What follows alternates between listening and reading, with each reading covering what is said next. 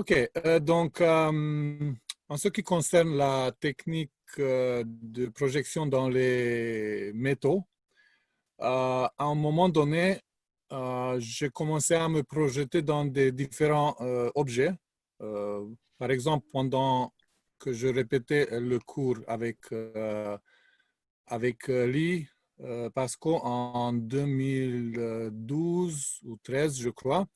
Je me suis dit, il faut que j'essaie avec un autre objet. Et comme je n'ai pas eu le temps de toucher le jeu de métaux, j'ai demandé à, à ma voisine son bac, les mêmes mouvements que les autres avec les métaux. Quand on est arrivé au moment de se projeter dans les métaux, un par un, je me suis projeté dans la structure de cette bague en or et j'ai vu des petites lumières, des étincelles, une structure chaude. En fait, structure, je crois que c'était un peu comme l'éponge, mais il y avait de la chaleur à l'intérieur et c'était intéressant. Puis, je me suis projeté, je crois, dans un billet de 50 euros ou 100 euros, je ne sais plus. Et puis, peut-être, je crois que je me suis endormi. Je n'ai pas fait les 4 métaux, en fait, les 4 projections. Et quelques jours, peut-être une semaine après ce cours, je suis allé à Provence, dans la petite ville médiévale avec une amie. C'était en janvier ou février. Et en marchant dans la rue, dans la cité médiévale, euh, je me suis arrêté à un moment donné en marchant et je me suis penché et j'ai mis la main dans la neige parce qu'il y avait de la neige un peu et j'ai sorti un oreiller en or, un petit oreiller en or. Et je me suis dit, oh super, peut-être, mais peut-être ce n'est pas de l'or.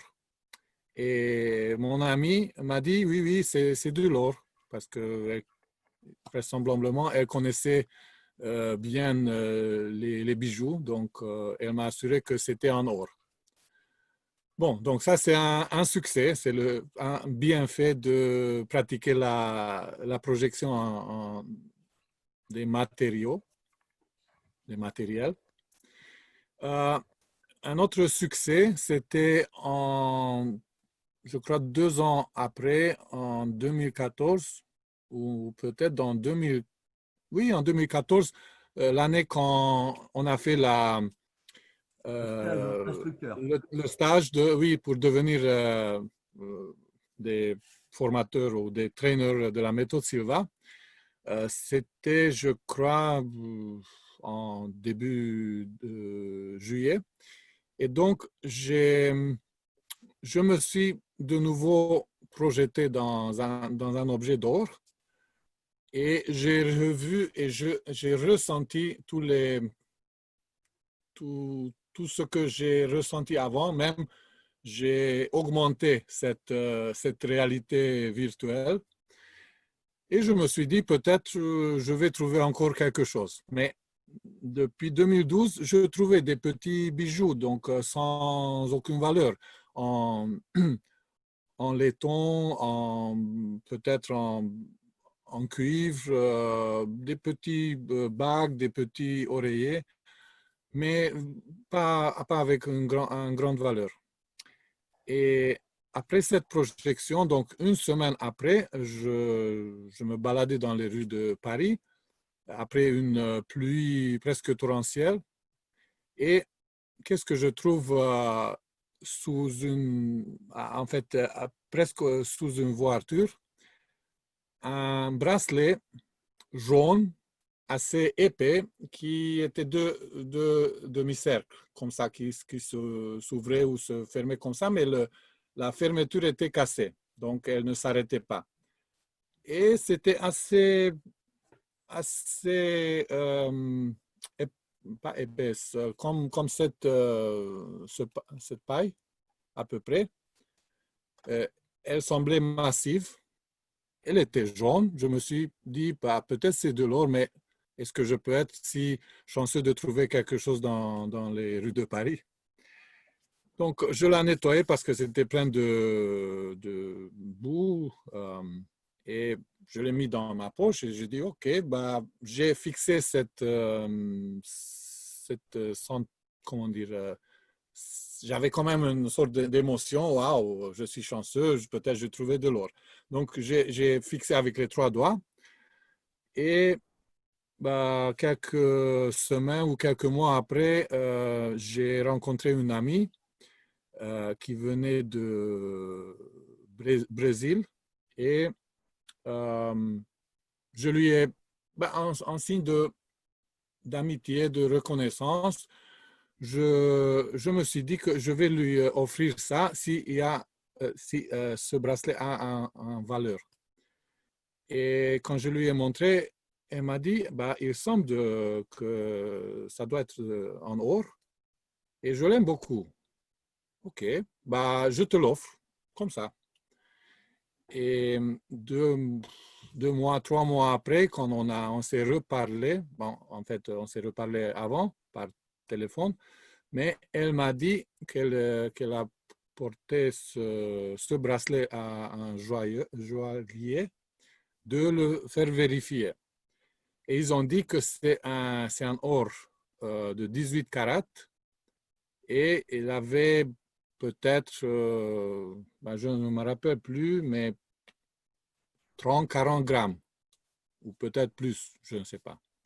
Donc, je me suis réjoui, waouh, c'est super, je suis fort en projection, donc je peux attirer ce que je veux. Et à partir de ce succès, j'ai compte euros de 100 euros comme celui-ci, et pas forcément pour attirer l'argent, mais pour attirer la richesse qui peut représenter aussi, qui peut être représentée par la santé, par des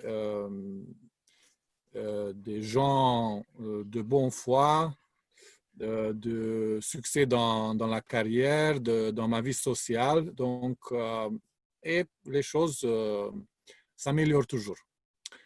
Voici mes, mes expériences, mes expériments que j'ai vécu avec la projection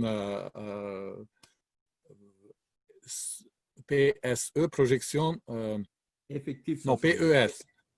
PES, projection effective sensorielle, oui. Bravo. Ben, on peut applaudir Merci. notre ami Aidé pour ce beau témoignage. Voilà. Donc ça démontre bien la puissance de cette projection effective sensorielle. Avez-vous des questions par rapport au témoignage d'Aidé? Ah, bonsoir Sylvie, voilà, ça fait le témoignage d'Aidé fait venir Sylvie. Voilà, Et bonsoir, moi, bonsoir. j'ai envie de dire, mais cette question, comment tu l'appropries à la projection effective et sensorielle, alors que ça pourrait pu être les 3 doigts, ça pourrait pu être d'autres techniques, puisque ça, c'est quand tu te promenais que tu t'es retrouvé par rapport au bracelet, que ça soit le premier, que ça soit le deuxième. Pourquoi c'est spécifiquement, tu le lis directement à la projection effective sensorielle? Pour quelle raison? Parce que avant, je n'étais pas si chanceux de trouver des objets en or ou en argent. Donc, 3, 4 jours ou une semaine après cette projection effective sensorielle, lors du cours de lit que j'ai D'accord. effectué, Uh-huh. le petit oreiller est arrivé. En fait, je suis arrivé dans l'endroit où il se trouvait. Et puis, en 2014 aussi, après avoir fait le stage, de D'accord. nouveau, de me projeter dans la structure de l'or, j'ai attiré ou je me suis fait attirer par le bracelet en or. D'accord. Merci. Bravo.